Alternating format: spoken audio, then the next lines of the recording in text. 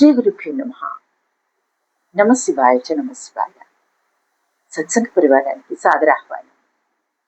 జగద్గురువులు శ్రీ శ్రీ ఆదిశంకరాచార్య విరచిత శివానంద లహరి స్తోత్రంలోని 8వ శ్లోకాన్ని సూక్ష్మంగా తెలుసుకునే ప్రయత్నం చేద్దాం. గం గణపతియే నమః.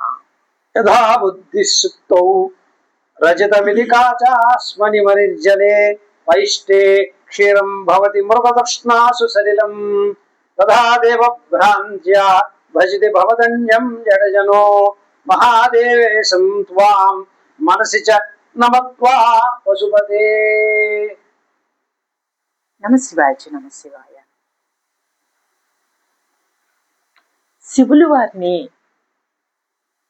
భజించుట చేతనే సర్వాభీష్టములు సిద్ధించుచున్న ఎడల కొందరు ఇతరులను ఏల సేవింతురని ఆచార్యులు వారు ప్రశ్నిస్తూ ఈ శ్లోకం ద్వారా తెలియజేస్తున్నారు. ఇతర దేవతాశ్రయం ఎట్టిదో తెలుపుచున్నారు. హే మహాదేవ, ఓ దేవాదిదేవ, హే ఈశా, ఓ పరమశివ, హే పశుపతే, ఓ సకల భూతనాయక, త్వాం నిన్ను మనసి మనస్సునందు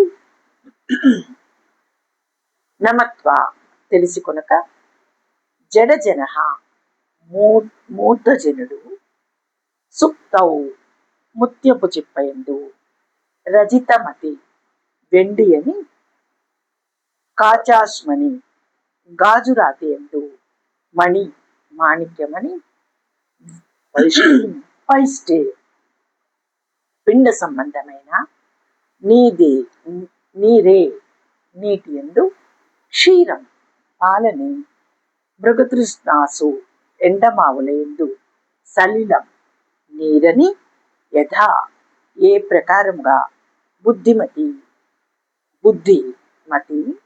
భవతి అగుచున్నదో తథా ఆ ప్రకారమునే దేవభ్రాంత్య దేవుడను భ్రాంతి చేత భవదన్యం భవత్ నీకంటే అన్యం ఇతరుని భజించుచున్నాడు.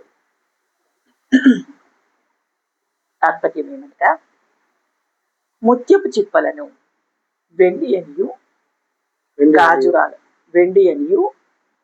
గాజురాళ్లను మణులనియు పిండి నీళ్లను పాలనియు ఎండమావులను నీళ్లనియు భ్రమించుచున్నట్లుగా నిన్ను తెలియని నేరని మానవుడు ఇతరుని దేవునిగా భ్రమించి సేవించుచున్నాడు.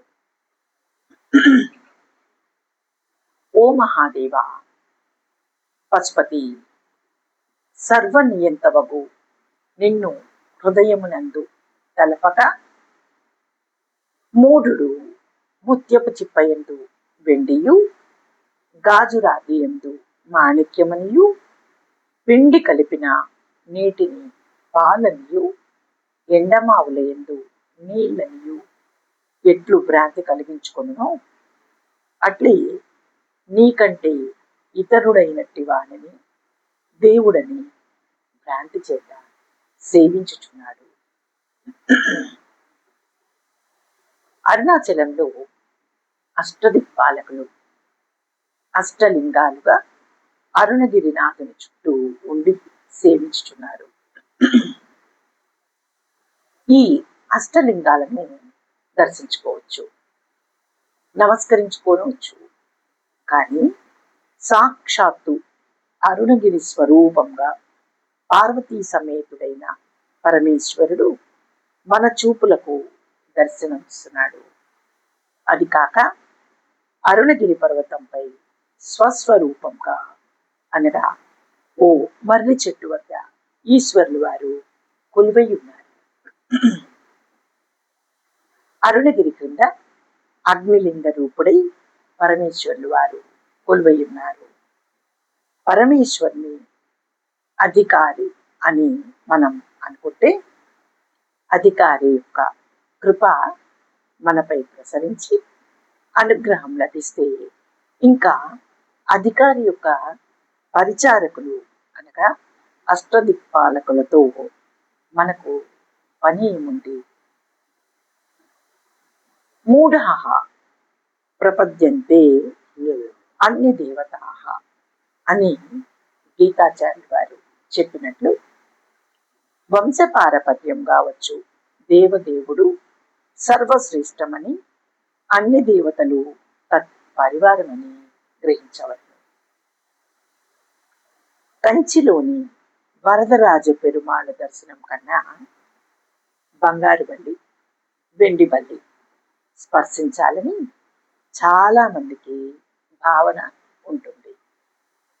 వరదరాజ పెరుమాళ్ళు అనుగ్రహం కావాలని అడగాలి, కానీ బల్లిని తాకటం వల్ల ఏమి ప్రయోజనం? శాశ్వత మోక్ష ప్రయోజనం పొందాలి. బల్లిని తాకటం పైనే దృష్టి పెడితే వరదరాజ పెరుమాళ్ళ పైన మన దృష్టి ప్రసరింపదు. బుద్ధి బుగ్గలైతే అసలకు నకిలీకి భేదాన్ని గుర్తించలేము. నకిలీలని అసలుగా భ్రమపడి అగుచున్నట్లు అగచాట్లు పడుతూ ఉంటాము. అసలైనది అందుబాటులో ఉన్నప్పటికీ నకిలీలకు 4 దిక్కులు తిరుగుతూ ఉంటాము. ఇది లోక సర్వసాధారణ విషయము. హృదయంలో కొలువై ఉన్న శివులు వారిని ఉంచుకుని మానవుడు ఊరూరా తిరుగుతూ ఎక్కడికెక్కడ వారికి మ్రొక్కటం దేనికి అని ఆచార్యులు వారు ఈ శ్లోకం ద్వారా తెలియజేశారు. వాగర్ధావివ సంవృప్తౌ వాగర్ధ ప్రతిపత్తయే జగతః పితరౌ వందే పార్వతీ పరమేశ్వరౌ. యదక్షర పద భ్రష్టం మాత్రాహీనం యద్భవేత్ తత్సర్వం క్షమ్యతాం దేవనారాయణ నమోస్తుతే. కాయేన వాచా మనసేంద్రియైర్వా బుద్ధ్యాత్మనా వా ప్రకృతే స్వభావాత్ కరోమి యజ్జత్ సకలం పరస్మై నారాయణాయేతి సమర్పయామి. ఓం తత్సత్ బ్రహ్మార్పణమస్తు. ఇది ఈ శ్లోకం యొక్క సూక్ష్మ వివరణ. ఆ పార్వతీ పరమేశ్వరుల అనుగ్రహం మనందరి మీద కలుగుగాక. నమః శివాయ.